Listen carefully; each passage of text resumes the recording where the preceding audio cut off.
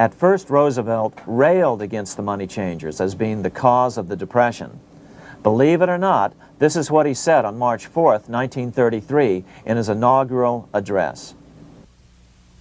Practices of the unscrupulous money changers stand indicted in the court of public opinion, rejected by the hearts and minds of men. The money changers have fled from their high seats in the temple of our civilization. But 2 days later, Roosevelt declared a bank holiday and closed all banks. Later that year, Roosevelt outlawed private ownership of all gold bullion and all gold coins with the exception of rare coins. Most of the gold in the hands of the average American was in the form of gold coins. The new decree was, in effect, a confiscation. Those who didn't comply risk as much as 10 years in prison and a $10,000 fine, the equivalent of $100,000 today. Out in small-town America, some people didn't trust Roosevelt's order. Many were torn between keeping their hard-earned wealth or obeying the government. Those who did turn in their gold were paid the official price for it, $20.66 per ounce. So unpopular was the confiscation order that no one anywhere in government would take credit for authoring it. No congressman claimed it. At the signing ceremony, President Roosevelt made it clear to all present that he was not the author of it and publicly stated that he had not ever read it. Even his Secretary of the Treasury said he'd never read it either, saying it was, quote, what the experts wanted. Roosevelt convinced the public to give up their gold by saying that pooling the nation's resources was necessary to get America out of the Depression.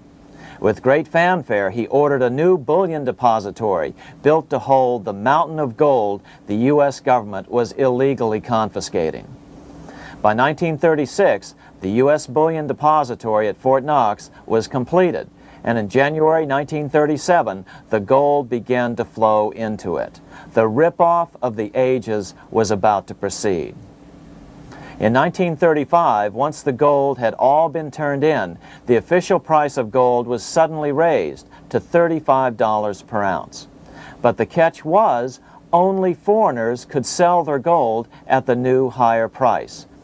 The money changers who had heeded Warburg's note and gotten out of the stock market just before the crash and bought gold at $20.66 per ounce, then shipped it to London, could now bring it back and sell it back to the government, nearly doubling their money while the average American starved. The Fort Knox Bullion Depository sits here in the middle of the Fort Knox Military Reservation, 30 miles southwest of Louisville, Kentucky. This was as close as we were permitted to get to the depository despite years of letters from members of Congress to allow our film crew inside. The 4-acre grounds immediately surrounding the building are guarded by an electrified steel fence, an open moat, and 4 machine gun-armed guard pillboxes at the structure's corners. When the gold began arriving on January 13, 1937, there was unprecedented security. Thousands of official guests watched the arrival of a 9-car train from Philadelphia, guarded by armed soldiers, postal inspectors, Secret Servicemen, and guards from the U.S. Mint. It was all great theater. America's gold supply from across the land had been pooled, supposedly for the public benefit, and then safely tucked into Fort Knox. But all that security would soon be breached by the government itself. Now the stage was set for a really big war, one which would pile up debt far beyond that of World War I. For example, in 1944 alone, the U.S. national income was only $183 billion, yet $103 billion was spent on the war. This was 30 times the spending rate during World War I. In fact, the American taxpayer picked up 55% of the total Allied cost of the war. But equally important, virtually every nation involved in World War II greatly multiplied their debt. In the U.S., for example, federal debt went from $43 billion in 1940 up to $257 billion in 1950, an increase of 598%. Between 1940 and 1950, Japanese debt swelled 1,348%. French debt grew 583%. and Canadian debt soared 417%. After the war, the world was now divided into two economic camps: communist command economies on the one hand versus monopoly capitalists on the other, set to fight it out in one perpetual and highly profitable arms race. It was finally time for the central bankers to embark in earnest on their three-step plan to centralize the economic systems of the entire world and finally bring about their global government or New World Order. The phases of this plan were: Step 1, central bank domination of national economies worldwide. Step 2, centralized regional economies through organizations such as the European Monetary Union and regional trade unions such as NAFTA. Step 3, centralize the world economy through a world central bank, a world money, and ending national independence through abolition of all tariffs by treaties like GATT. Step 1 was completed long ago. Steps 2 and 3 are far advanced, nearing completion. What about gold? Among central banks, the largest holder of gold is now the IMF. It and central banks now control 2/3 of the world's gold supply, giving them the ability to manipulate the gold market. Remember the money changer's golden rule: he who has the gold makes the rules. But before we get into solutions to our problem, let's take a look at what happened to all that gold in Fort Knox. Because if we don't understand that the gold has been stolen, we'll allow ourselves to be stampeded into the wrong solution: a gold-backed currency. Most Americans still believe that the gold is still here at Fort Knox. At the end of World War II, Fort Knox contained over 700 million ounces of gold, an incredible 70% of all the gold in the world.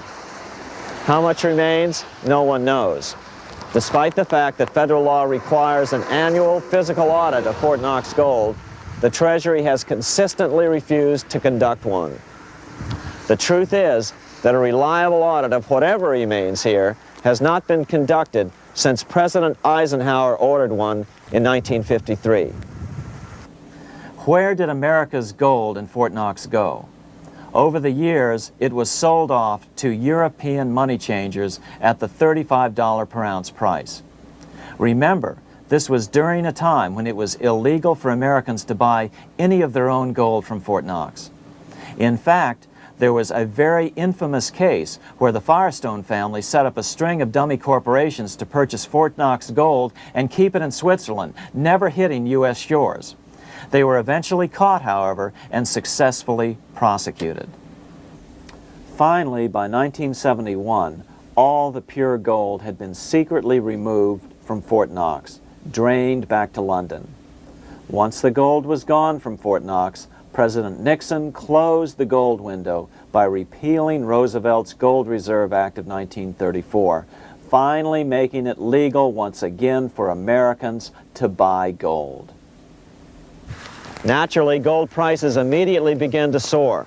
9 years later, gold sold for $880 per ounce, 25 times what the gold in Fort Knox was sold for.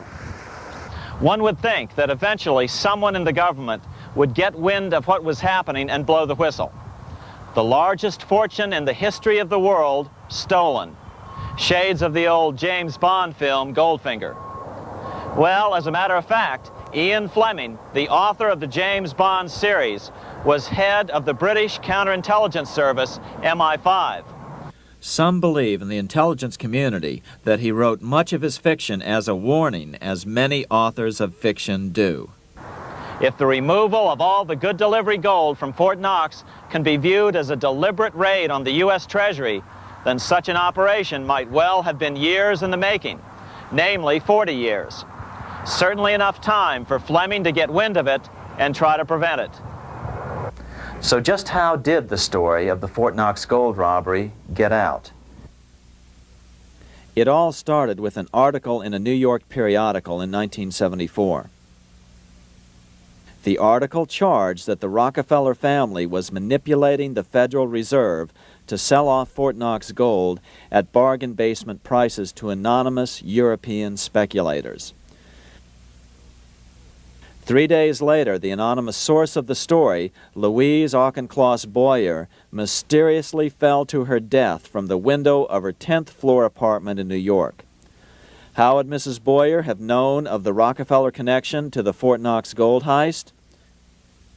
She was the longtime secretary of Nelson Rockefeller. For the next 14 years, this man, Ed Durrell, a wealthy Ohio industrialist, devoted himself to a quest for the truth concerning the Fort Knox gold. He wrote thousands of letters to over 1,000 government and banking officials, trying to find out how much gold was really left and where the rest of it had gone. Edith Roosevelt, the granddaughter of President Teddy Roosevelt, questioned the actions of the government in a March 1975 edition of the New Hampshire Sunday News. Allegations of missing gold from our Fort Knox vaults are being widely discussed in European financial circles. But what is puzzling is that the administration is not hastening to demonstrate conclusively that there is no cause for concern over our gold treasure, if indeed it is in a position to do so.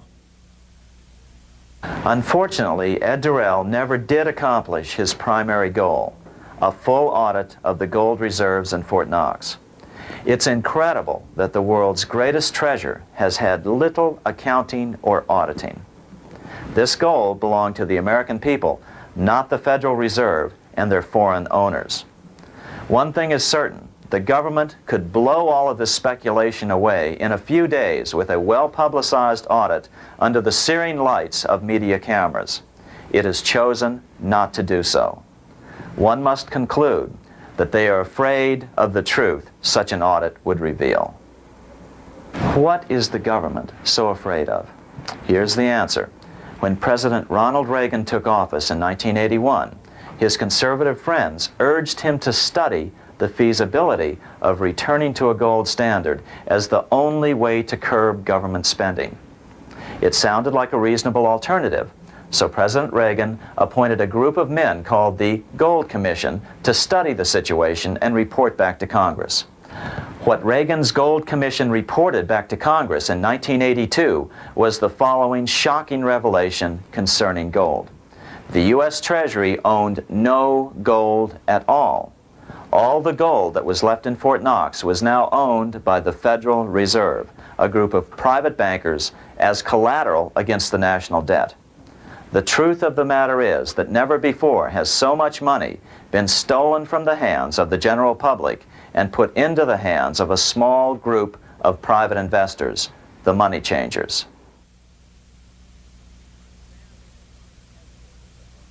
I'm standing in front of the headquarters of the International Monetary Fund located in Washington, D.C. Across the street, right over there, is the headquarters of the World Bank. What are these organizations and who controls them, and most importantly, are they about to create a huge worldwide depression? Let us step back in time for a moment to the aftermath of World War I. People were tired of war, so under the guise of peacemaking, the international bankers devised a plan to consolidate power even further. Claiming only an international government would stem the tide of world wars, the money changers pushed forward a proposal for world government which stood on three legs. A world central bank to be called the Bank of International Settlements, a world judiciary to be called the World Court located in The Hague, the Netherlands, and a world executive and legislature to be called the League of Nations. As President Clinton's mentor, Georgetown historian Carroll Quigley wrote in his 1966 book, Tragedy and Hope, the powers of financial capitalism had a far-reaching plan, nothing less than to create a world system of financial control in private hands, able to dominate the political system of each country and the economy of the world as a whole.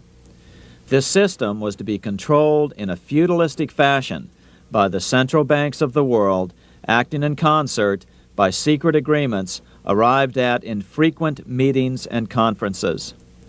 The apex of the system was to be the Bank for International Settlements in Bâle, Switzerland, a private bank owned and controlled by the world central banks, which were themselves private corporations. Each central bank sought to dominate its government by its ability to control treasury loans, to manipulate foreign exchanges, to influence the level of economic activity in the country, and to influence cooperative politicians by subsequent economic rewards in the business world. Despite intense pressure from the international bankers and the press, a handful of U.S. senators, led by Senator Henry Cabot Lodge, kept the U.S. out of these schemes. Without U.S. participation, the League was doomed. Incredibly, even though the U.S. rejected the World Central Bank, the BIS, the New York Federal Reserve ignored its government and arrogantly sent representatives to Switzerland to participate in the central bankers' meeting right up until 1994, when the U.S. was finally officially dragged into it. Their world government schemes thwarted, the bankers resorted to the old formula: another war to wear down the resistance to world government while reaping handsome profits. To this end, Wall Street helped resurrect Germany through the Thyssen banks, which were affiliated with the Harriman interest in New York, just as the Chase Bank had assisted in the financing of the Bolshevik Revolution in Russia during World War I. Chase Bank was controlled by the Rockefeller family. Subsequently, it was merged with Warburg's Manhattan Bank to form the Chase Manhattan Bank. Now this has merged with Chemical Bank of New York, making it the largest Wall Street bank. Their strategy worked. Even before World War II was over, world government was back on track. In 1944, at Bretton Woods, New Hampshire, the International Monetary Fund and the World Bank were approved with full U.S. participation. The Second League of Nations, renamed the United Nations, was approved in 1945. Soon, a new international court system was functioning as well. All effective opposition to these international bodies before the war had evaporated in the heat of war, just as planned.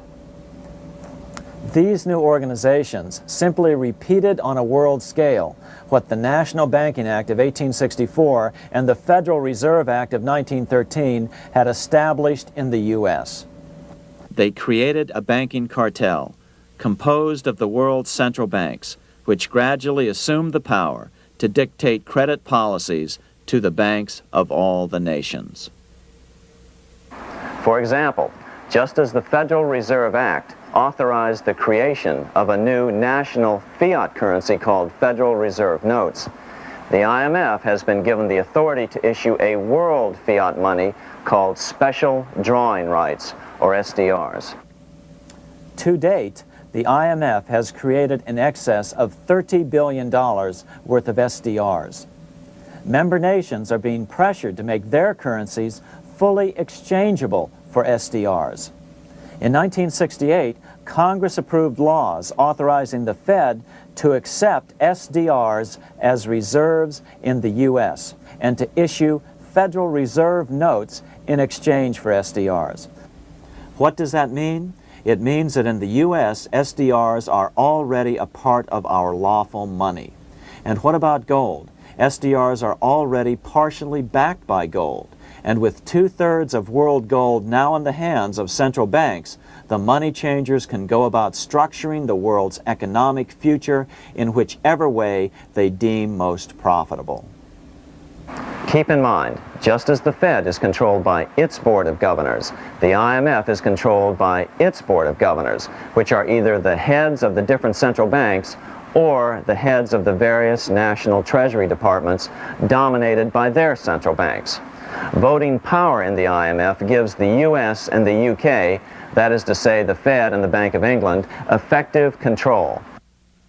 Just as the Fed controls the amount of money in the U.S., the BIS, IMF, and World Bank control the money supply for the world. So we see the repetition of the old goldsmith's fraud replicated on the national scale with central banks like the Fed and on the international scale by the three arms of the World Central Bank. Is this organization of the BIS, the IMF, and the World Bank, which we refer to collectively as the World Central Bank, presently expanding and contracting world credit? Yes. Regulations put into effect in 1988 by the BIS required the world's bankers to raise their capital and reserves to 8% of liabilities by 1992. Increased capital requirements put an upper limit to the fractional reserve lending, similar to the way cash reserve requirements do. What has this seemingly insignificant regulation made in a Swiss city 8 years ago meant to the world? It means our banks cannot loan more and more money to buy more and more time before the next depression, as a maximum loan ratio is now set. It means those nations with the lowest bank reserves in their systems have already felt the terrible effects of this credit contraction as their banks scrambled to raise money to increase their reserves to 8%. To raise the money, they had to sell stocks, which depressed their stock markets and began the depression first in their countries. Japan, which in 1988 had among the lowest capital and reserve requirements, and thus was the most affected by the regulation, has experienced a financial crash which began almost immediately in 1989, which has wiped out a staggering 50% of the value of its stock market since 1990 and 60% of the value of its commercial real estate. The Bank of Japan has lowered its interest rates to 1/2%, practically giving away money to resurrect the economy, but still the depression worsens. Due to the $20 billion U.S. bailout of Mexico, the financial collapse in that nation is already known here. Yet despite the bailout, the economy continues to be a disaster. One huge debt after another is rolled over as new loans are being made simply to enable Mexico to pay the interest on the old loans. In the south of Mexico, the poor have been in open revolt as every spare peso is being siphoned out of the country to make interest payments. It is important to note that a radical transfer of power is taking place as nations become subservient to a supranational world central bank controlled by a handful of the world's richest bankers. As the IMF creates more and more SDRs by the stroke of a pen on IMF ledgers, more and more nations borrow them to pay interest on their mounting debts and gradually fall under the control of the faceless bureaucrats of the World Central Bank. As the worldwide depression worsens and spreads, this will give the World Central Bank the power of economic life and death over these nations. It will decide which nations will be permitted to receive further loans and which nations will starve. Despite all the rhetoric about development and the alleviation of poverty, the result is a steady transfer of wealth from the debtor nations to the money changers' central banks which control the IMF and the World Bank.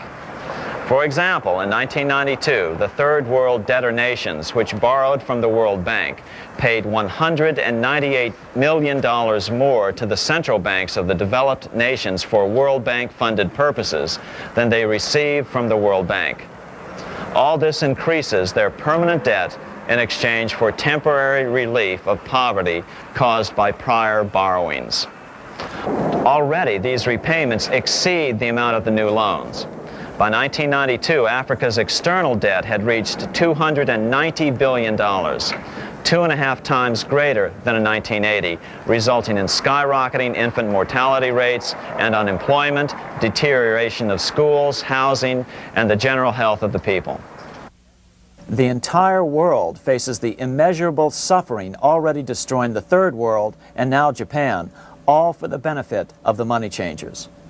As one prominent Brazilian politician put it, "The Third World War has already started.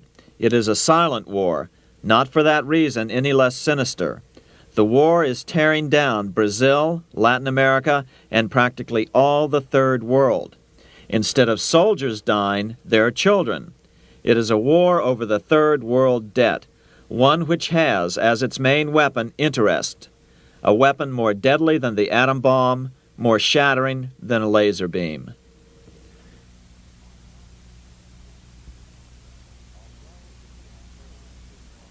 Although it would be absurd to ignore the pivotal role played by influential families such as the Rothschilds, the Warburgs, the Schiffs, the Morgans, and the Rockefellers in any review of the history of central banking and fractional banking, keep in mind, by now, central banks and the large commercial banks are up to 3 centuries old and deeply entrenched in the economic life of many nations.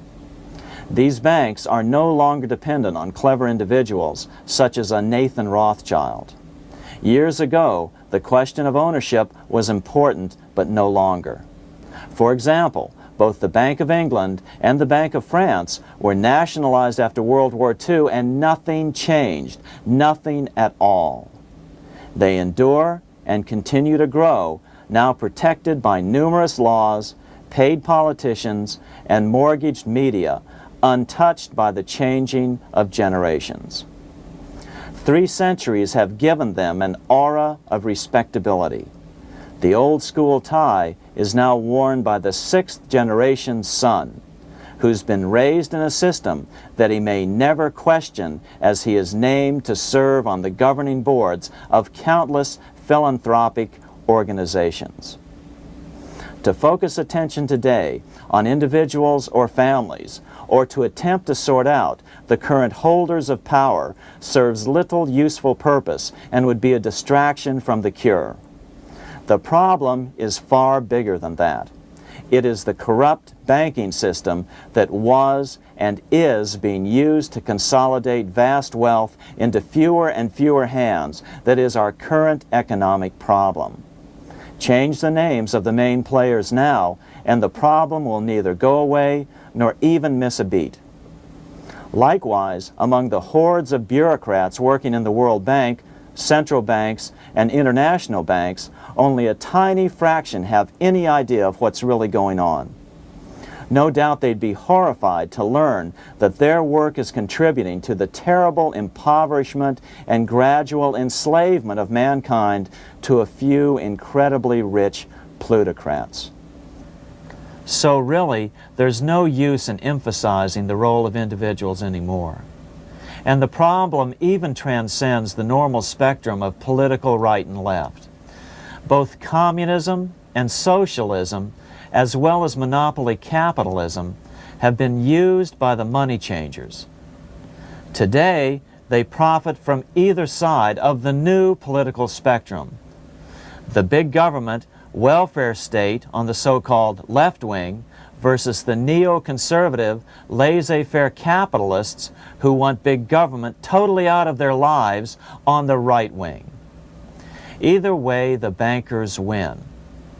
Monetary reform is the most important political issue facing this nation.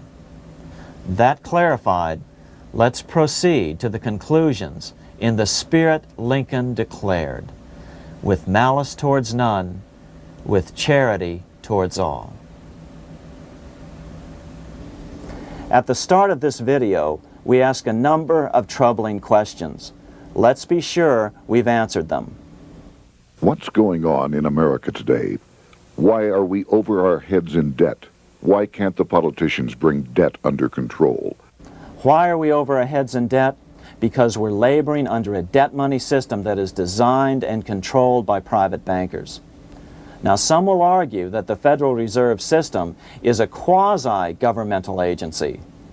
But the President appoints only 2 of the 7 members of the Federal Reserve Board of Governors every 4 years.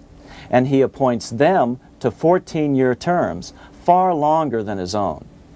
The Senate does confirm those appointments, but the whole truth is that the President wouldn't dare appoint anyone to that board of whom Wall Street does not approve.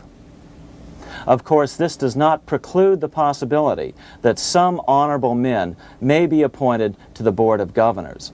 But the fact is that the Fed is specifically designed to operate independently of our government, as are nearly all other central banks. Some argue that the Fed promotes monetary stability. We saw the current head of the Bank of England, Eddie George, claim that this was the most important role of a central bank. In fact, the Fed's record of stabilizing the economy shows it to be a miserable failure in this regard. Within the first 25 years of its existence, the Fed caused 3 major economic downturns, including the Great Depression, and for the last 30 years has shepherded the American economy into a period of unprecedented inflation.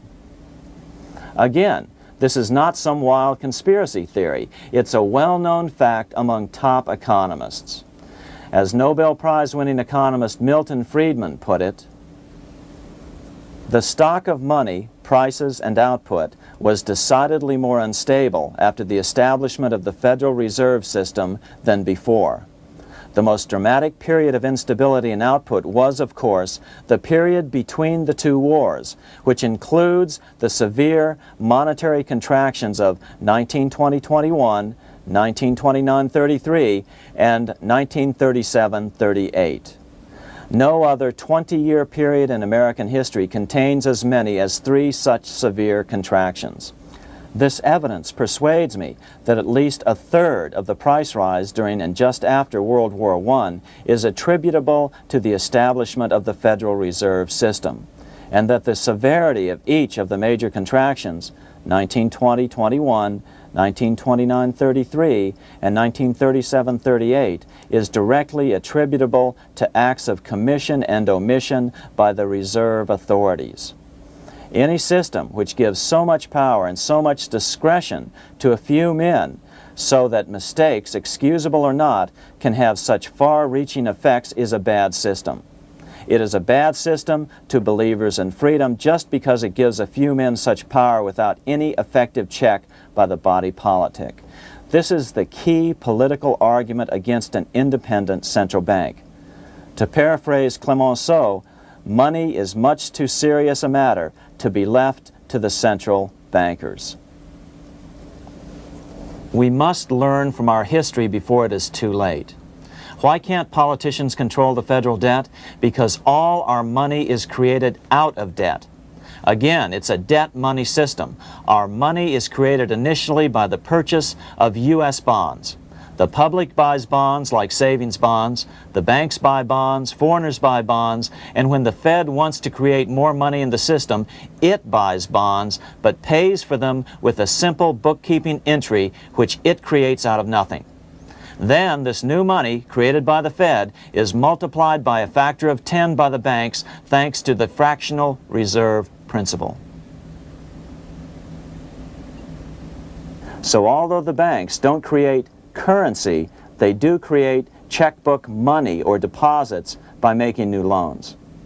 They even invest some of this created money. In fact, over $1 trillion of this privately created money has been used to purchase U.S. bonds on the open market, which provides the banks with roughly $50 billion in interest, risk-free, each year, less the interest they pay to some depositors.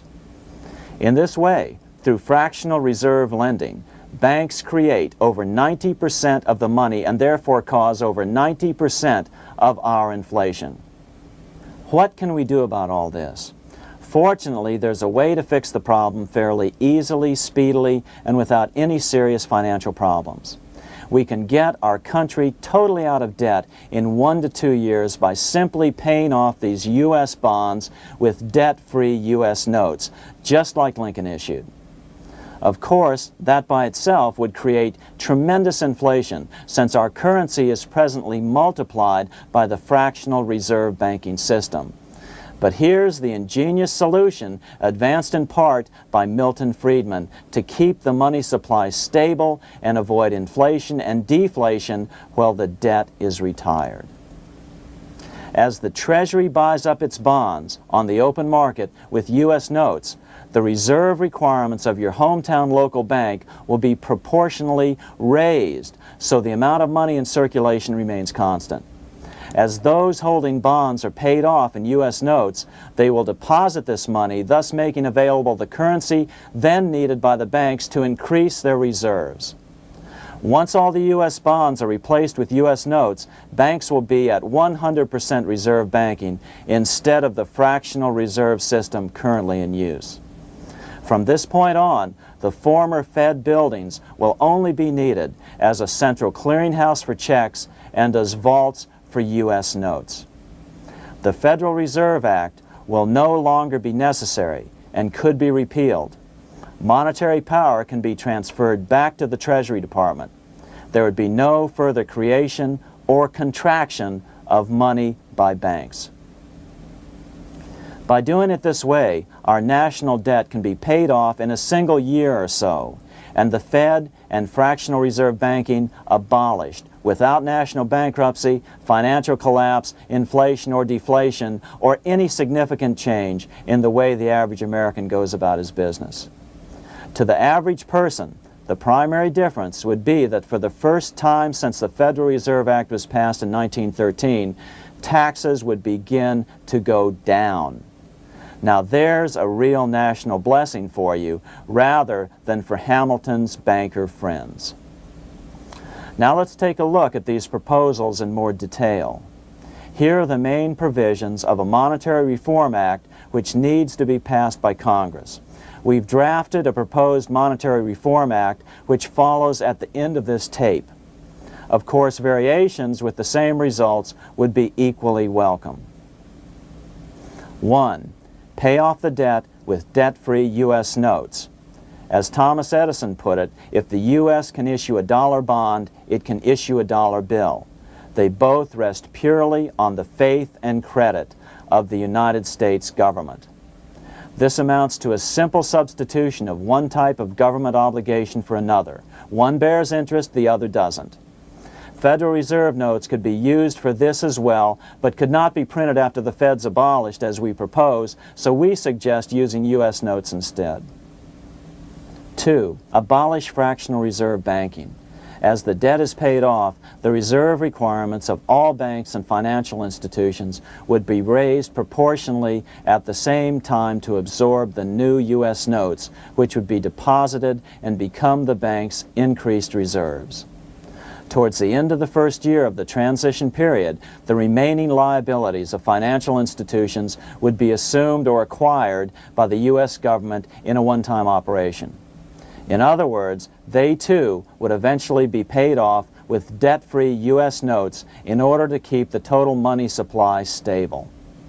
At the end of the first year or so, all of the national debt would be paid, and we could start enjoying the benefits of full reserve banking. The Fed would be obsolete, an anachronism. 3. Repeal the Federal Reserve Act of 1913 and the National Banking Act of 1864. These acts delegate the money power to a private banking monopoly. They must be repealed, and the money power handed back to the Department of Treasury, where they were initially under President Abraham Lincoln. No banker or person in any way affiliated with financial institutions should be allowed to regulate banking.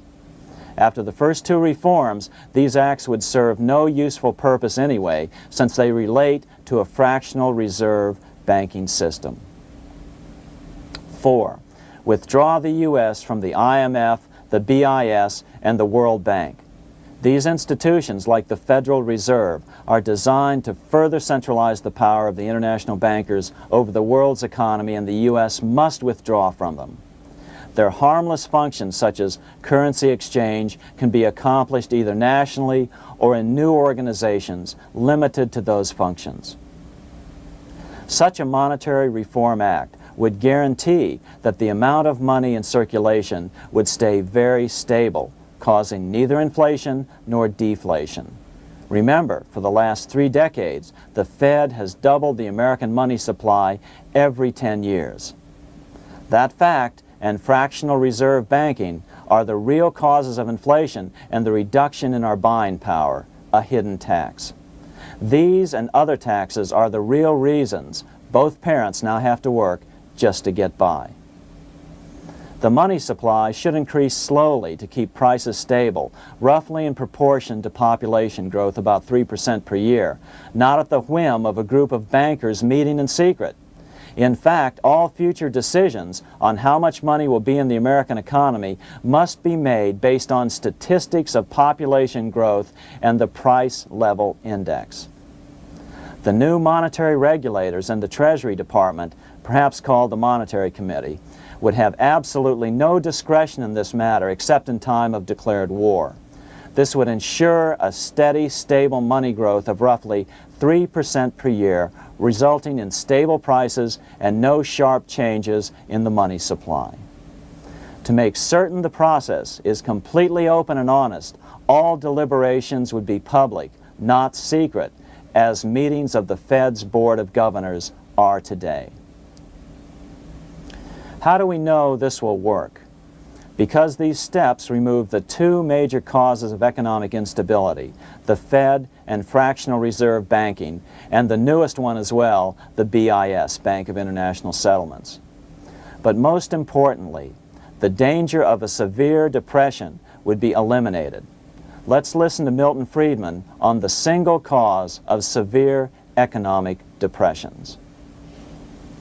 I know of no severe depression in any country or any time that was not accompanied by a sharp decline in the stock of money, and equally of no sharp decline in the stock of money that was not accompanied by a severe depression. Issuing our own currency is not a radical solution. It's been advocated by Presidents Jefferson, Madison, Jackson, Van Buren, and Lincoln. But it's been used at different times throughout Europe as well. Perhaps the best example is one of the small islands off the coast of France in the English Channel. Called Guernsey, it's been using debt-free money issues to pay for large building projects for nearly 200 years. Here we are on Guernsey, and this is the Guernsey Flower and Vegetable Market. Guernsey is one of the most successful examples of just how well a debt-free money system can work. In 1815, a committee was appointed to investigate how best to finance this new market. The impoverished island could not afford more new taxes, so the state's fathers decided to try a revolutionary idea: issue their own paper money. They were just colorful paper notes, backed by nothing, but the people of this tiny island agreed to accept them and trade with them. To be sure they circulated widely, they were declared to be good for the payment of taxes. Of course, this idea was nothing new. It was exactly what America had done before the American Revolution, and there are many other examples throughout the world. But it was new to Guernsey, and it worked miracles. This market is still in use, and remember, it was built for no debt to the people of this island state. But what if we follow Guernsey's example? How would the bankers react to these reforms? Certainly the international bankers' cartel will oppose reforms that do away with their control of the world's economies as they have in the past. But it is equally certain that Congress has the constitutional authority and responsibility to authorize the issuance of debt-free money, U.S. notes, and to reform the very banking laws it ill-advisedly enacted. Undoubtedly, the bankers will claim that issuing debt-free money will cause severe inflation or make other dire predictions. But remember, it is fractional reserve banking which is the real cause of over 90% of all inflation, not whether debt-free U.S. notes are used to pay for government deficits. In the current system, any spending excesses on the part of Congress are turned into more debt bonds, and the 10% purchased by the Fed are then multiplied many times over by the bankers, causing over 90% of all inflation. Our fractional reserve and debt-based banking system is the problem. We must ignore its inevitable resistance to reform and remain firm until the cure is complete. As the director of the Bank of England in the 1920s, Sir Josiah Stamp put it, referring to this modern fractional reserve banking system, "Banking is conceived in iniquity and born in sin. Bankers own the earth.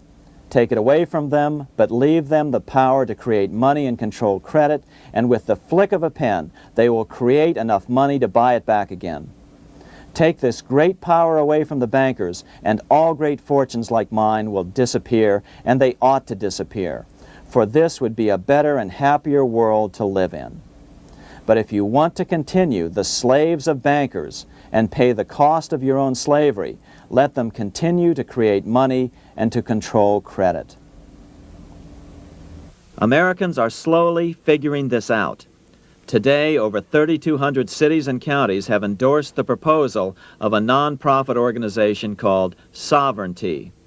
The Sovereignty movement calls for Congress to authorize the Secretary of the Treasury to issue $90 billion per year of U.S. notes, not Federal Reserve notes nor debt-based bonds, to loan money interest-free to cities, counties, and school districts for needed capital improvements. Remarkably, and to their praise, the Community Bankers Association of Illinois, representing 515 member banks, has endorsed this sovereignty proposal, a good step in the right direction. As Milton Friedman has repeatedly pointed out, no severe depression can occur without a severe contraction of money. In our system, only the Fed, the Bank of International Settlements, with U.S. bankers' cooperation, or a combination of the largest Wall Street banks could cause a depression. In other words, our economy is so huge and resilient, a depression just can't happen by accident. Unless we reform our banking system, they will always have that power. They can pull the plug on our economy anytime they choose. The only solution is to abolish the Fed and the fractional reserve banking system and withdraw from the BIS. Only that will break the power of the international bankers over our economy. And keep in mind, a stock market crash itself cannot cause a severe depression. Only the severe contraction of our money supply can cause a severe depression.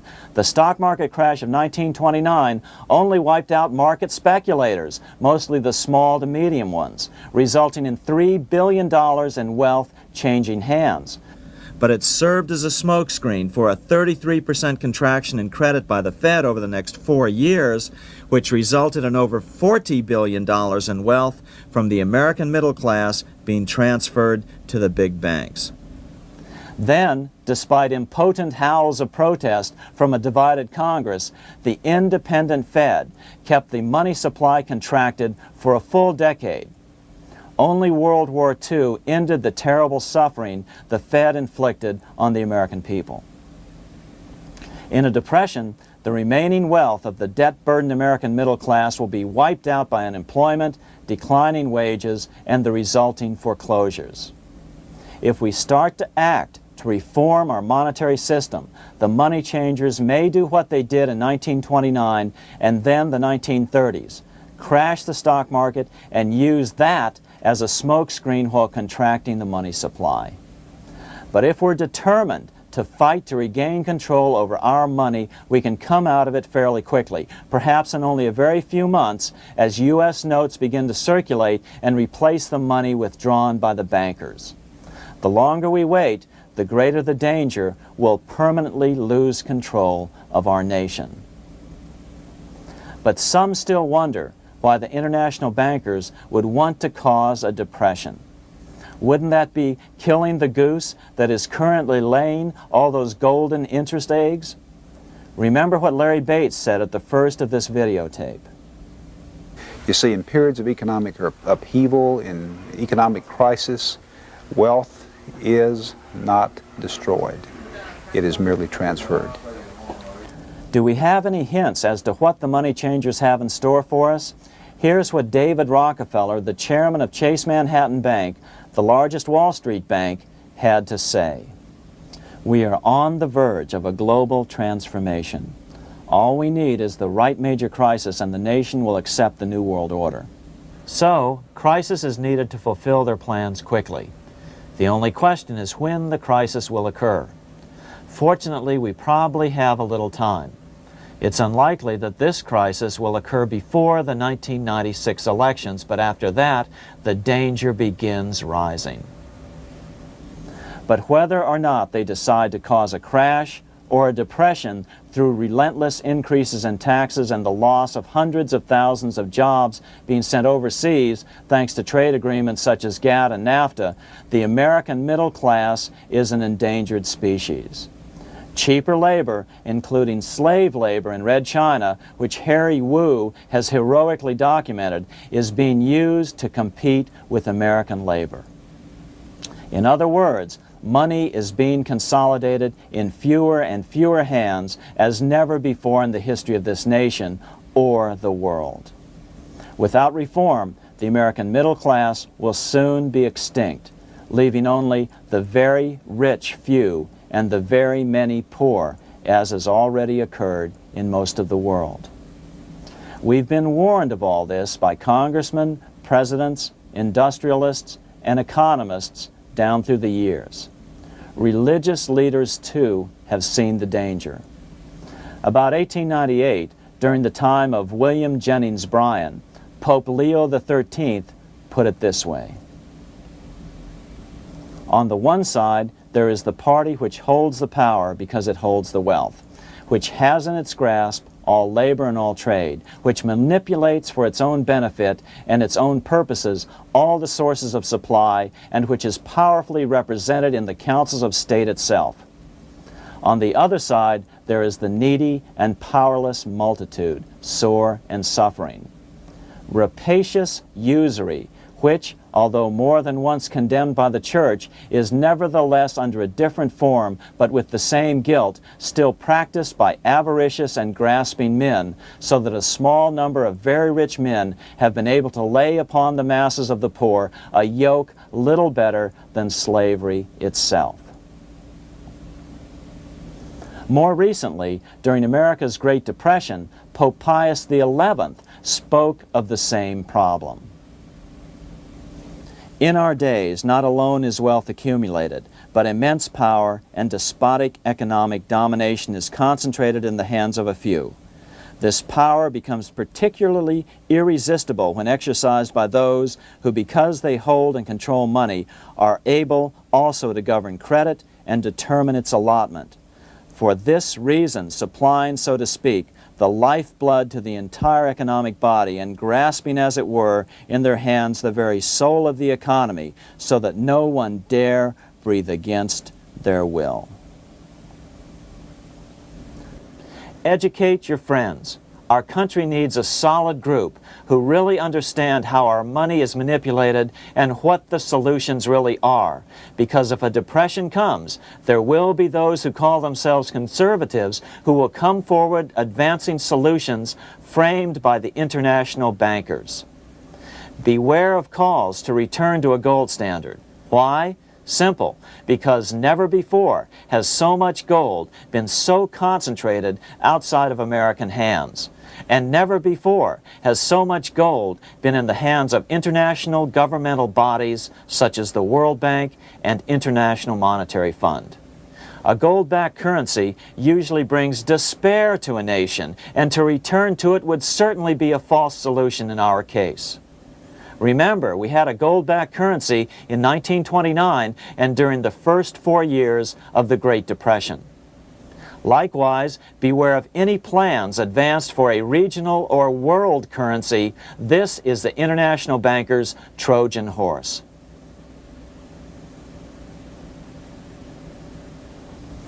Educate your member of Congress. It only takes a few persuasive members to make the others pay attention. Most congressmen just don't understand the system. Some understand it, but are so influenced by bank-packed contributions that they ignore it, not realizing the gravity of their neglect. We hope we've made a valuable contribution to the national debate on monetary reform.